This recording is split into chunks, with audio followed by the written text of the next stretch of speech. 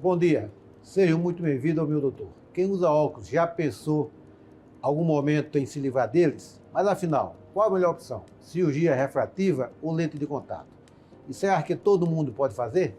Para falar sobre esse assunto e tirar todas as dúvidas, recebemos a doutora Fabiola Maiazato, médica oftalmologista do CBV, Hospital dos Olhos. Ela é especialista em córnea, lentes de contato, cirurgia refrativa a laser, transplante de córnea e implante de anel de Ferrara.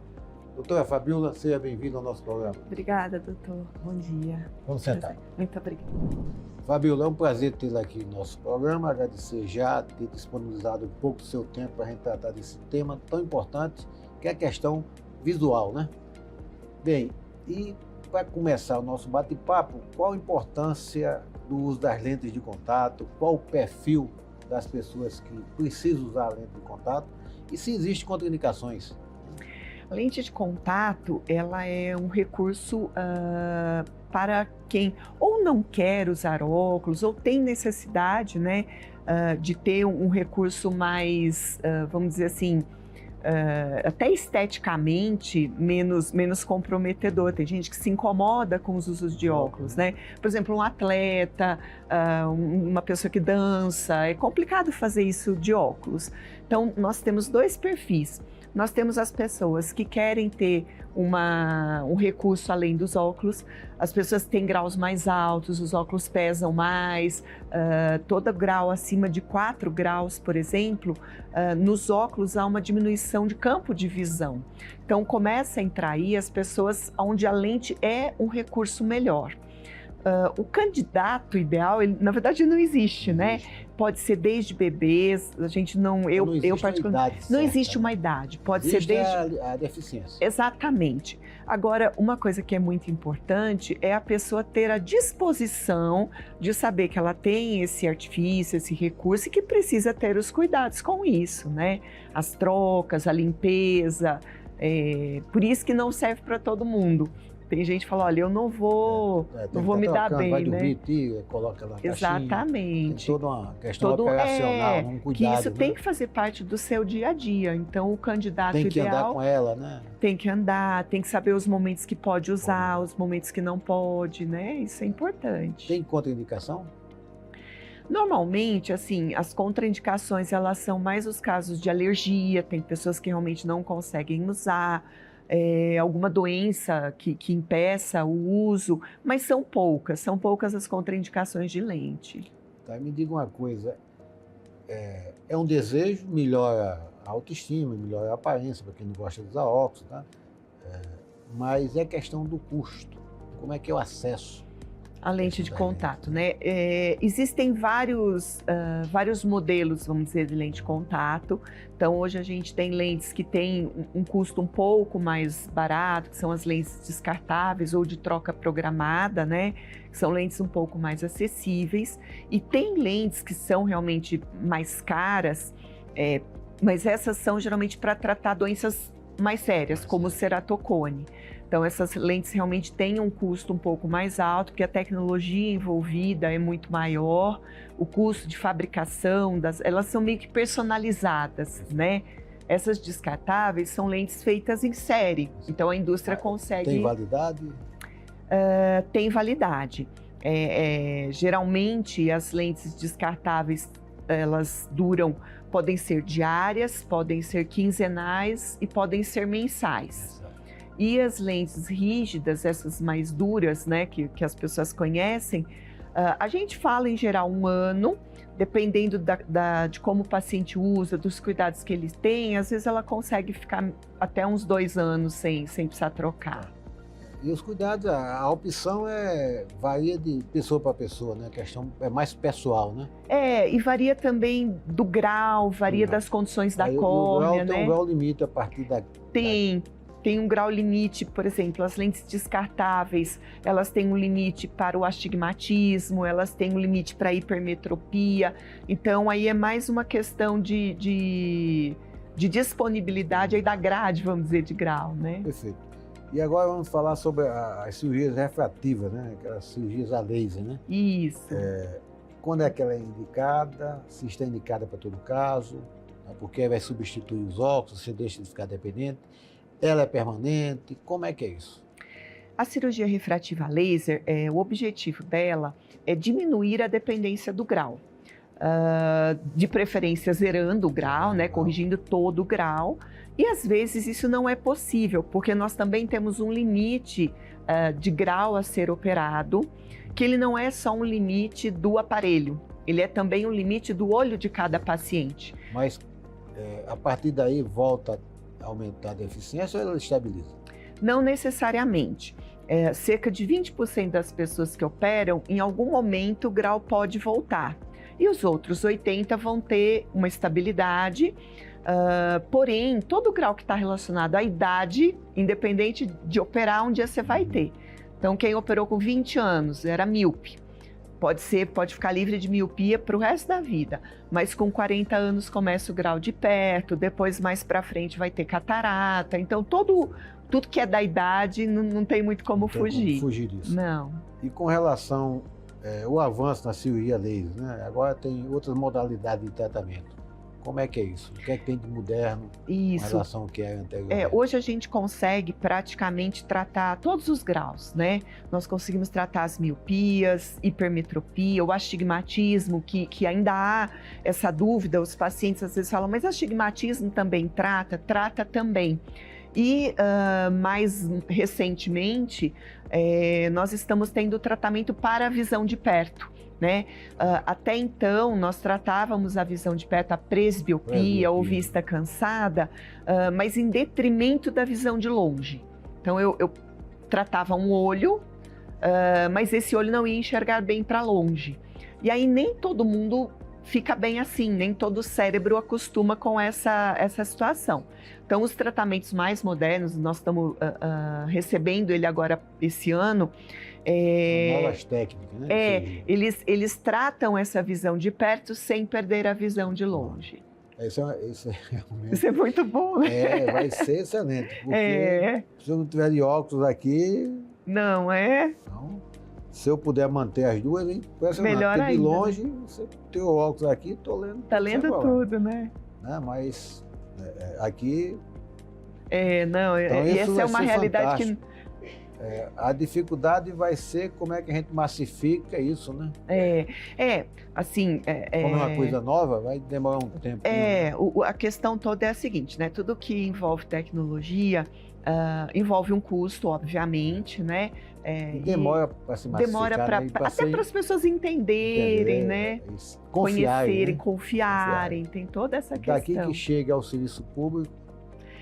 A cirurgia refrativa, hoje, ela não é disponível no serviço público.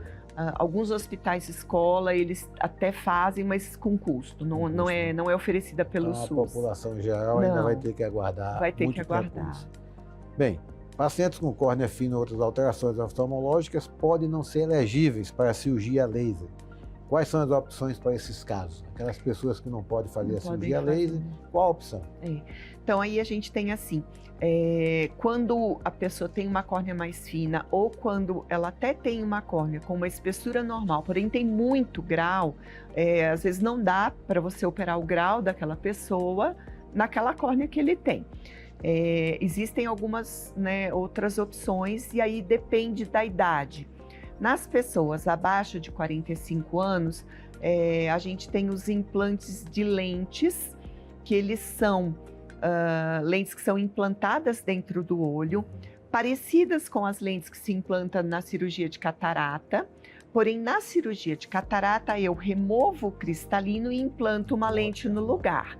Essa lente para correção de grau, eu não tiro nada, eu só vou pôr uma lente lá dentro do olho. A partir dos 45 anos, a partir de 50, aí a gente já prefere optar por essa cirurgia já definitiva, que é a remoção do cristalino e o implante de uma lente definitiva. Essa abordagem também a gente não tem no serviço público. Né? Não tem. E essa lente, a remoção do cristalino, sim, né? Mas o que a gente não tem são as lentes que fazem a correção em todas as distâncias, para uma independência de óculos. Nós não temos aqui em Brasília nenhuma associação filantrópica voltada para isso, não, né? Eu não sei te informar se tem para esse tipo de lente. Eu sei que tem para cirurgias de catarata de forma convencional. Nós temos alguns serviços de residência médica que devem mas eu não sei esses pacientes. Exatamente. Até porque na formação do profissional é necessário ter a prática e ter o paciente.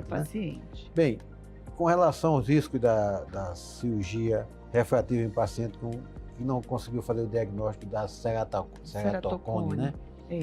Aliás, o que é ceratocone, para o pessoal entender? O ceratocone, ele é um encurvamento da córnea. A córnea é a parte mais transparente na frente da cor do olho e ela tem um formato semicircular. No ceratocone, ela atinge uma forma de cone, né? E isso leva a uma visão mais distorcida, isso leva geralmente a um grau de astigmatismo. O ceratocone é uma condição contraindicativa da cirurgia refrativa. Então, quando a gente vai indicar cirurgia refrativa, são feitos alguns exames prévios e justamente o nosso maior objetivo é procurar se o paciente tem ceratocone de uma forma detectada e a gente já contraindica com certeza.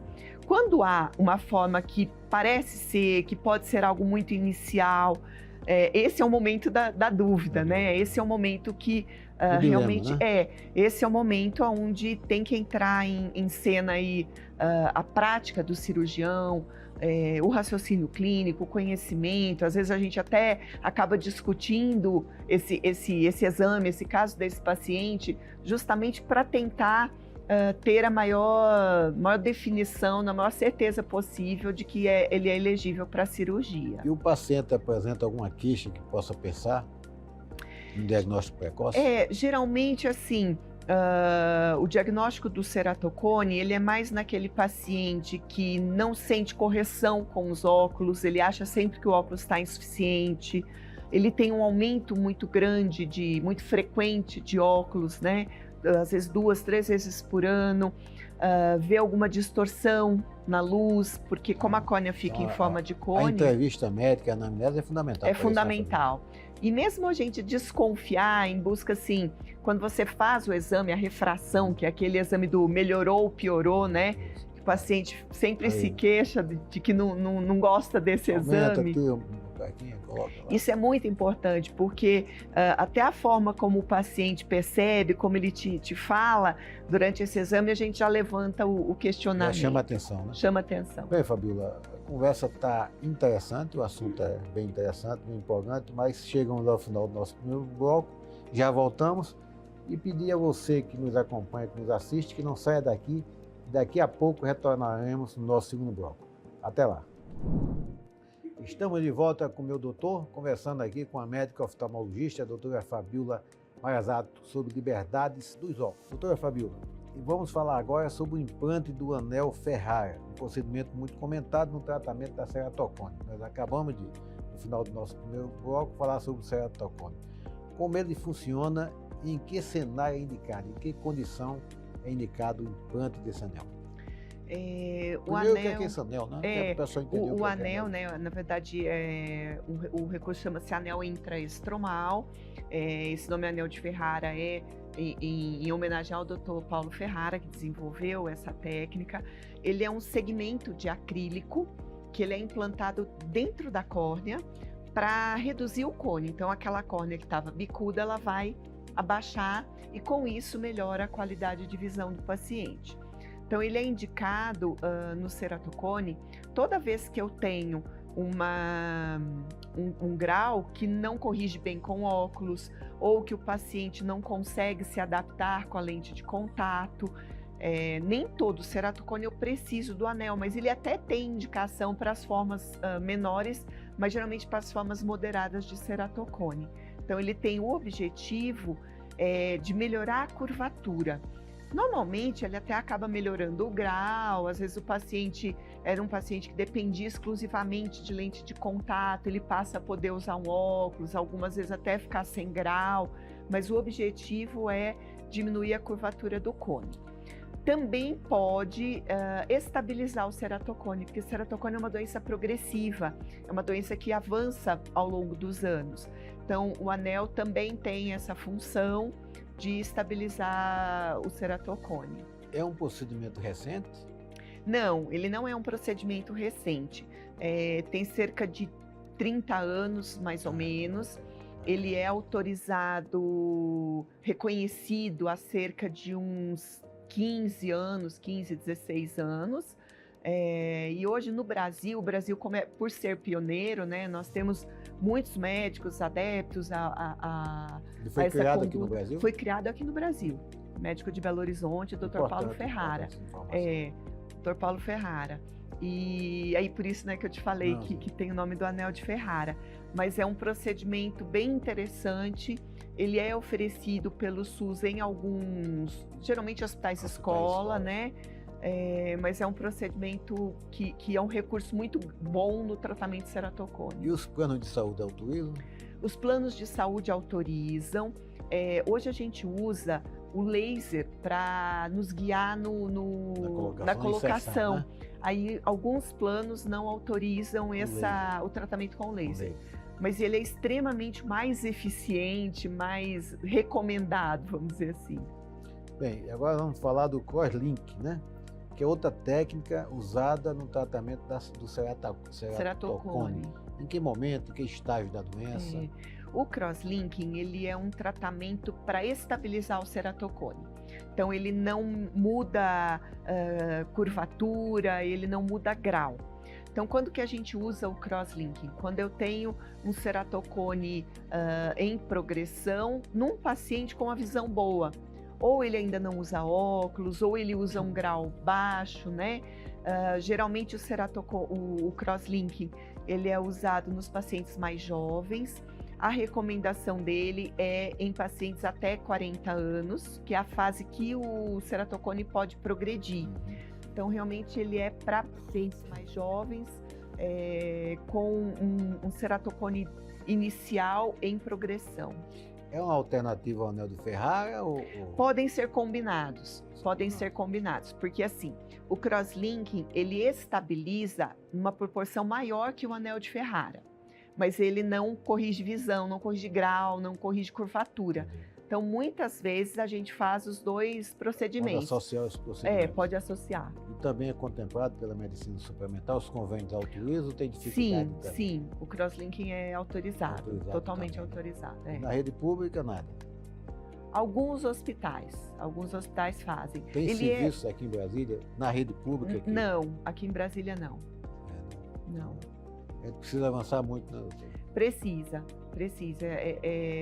ser contemplado. São procedimentos antigos, o anel de Ferrara você colocou aí que tem mais de 40 anos, não está disponível no serviço público. São poucos os serviços que oferecem, né? Às vezes não tem o equipamento, outras vezes não tem o insumo, essa dinâmica é complicada. Não falta interesse mesmo, né, do segmento que promova a inclusão está disponível no serviço público para os pacientes, né? E com relação nos quadros mais graves ao transplante de córnea, como é que isso ocorre? Como é que está a fila de transplante de córnea, os bancos de córnea no Brasil? Né? O ceratocone anteriormente, ainda hoje, mas assim, ele já foi a maior indicação para transplante de córnea.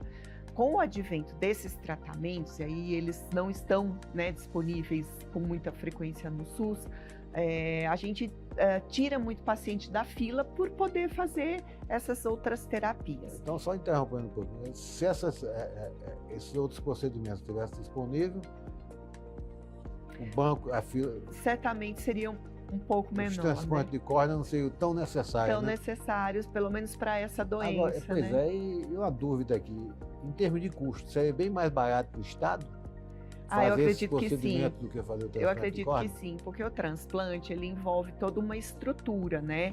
Então, como é que funciona o transplante? Eu acho até, eu vou entrar um pouquinho nessa parte, porque é uma situação que as pessoas têm muita dúvida. O transplante ele vem a partir de uma doação, tá? Então, é uma pessoa que faleceu, onde ou a pessoa manifesta o desejo e até hoje a família tem que autorizar. Recentemente tem um projeto para que possa ser respeitada apenas a vontade do doador e a família não possa recusar, porque hoje 50% dos transplantes são recusados pela recusa da família. Pela falta de autorização. E aí é removido essa córnea, então tem uma equipe para abordagem da família, para remoção da córnea, para avaliação desse tecido e distribuição. Tem toda uma dinâmica que requer um custo, né? Exato. As filas hoje, elas não estão, pelo menos para a córnea. Operacional que tem custo. Tem custo, tem um custo alto. As filas, elas estão, em todo o Brasil, elas estão grandes. Poucos estados têm fila de menos de um ano. A maioria dos estados está girando em torno de 1 ano a 1 ano e meio. Alguns estados, do Rio de Janeiro, por exemplo, é um estado que tem 2, 3 anos de fila. Então, o paciente tem que ficar esperando nessa fila. Né? Eu não tenho noção de como é que está transplante de córnea na Secretaria de Saúde aqui no Distrito Federal. Você tem ideia? Olha, hoje a gente tem cerca de 700 inscritos e nós temos uma média de oferta de 40 a 50 córneas por mês, né? Que são as córneas que são doadas. Consegue realizar os transplantes? Que consegue realizar os transplantes. Onde é? No hospital de base, no Agarran? Tem várias equipes, o hospital de base tem, o Agarran não, eu acho que é o base, a gente lá no CBV é uma equipe privada. Os hospitais privados eu acho que quase todos têm. Eu acho que de hospital público é o base, o HUB e acho que o Instituto de Cardiologia não sei se está fazendo. Mas a fila é única, né? Então o paciente entra, não importa onde ele foi inscrito, é pela ordem de inscrição. Inscrição, mas na rede privada é separado, né? Não, é tudo junto. Tudo junto? Tudo junto. A fila é única. E no caso do transplante ser feito na rede privada, o Estado banca os custos? O Estado banca o custo da captação e da distribuição da córnea. O custo da cirurgia ou é o paciente ou é o convênio, se for convênio. Então, se o paciente tiver inserido pelo SUS, se ele não tiver convênio, ele banca o custo. Aí ele no hospital público, o Estado banca o custo também do transplante. Banca. Vamos ter essa informação. Bem, dentro dos avanços tecnológicos, quais são as novidades que têm melhorado a precisão e resultado das cirurgias? De córnea e de refração, né?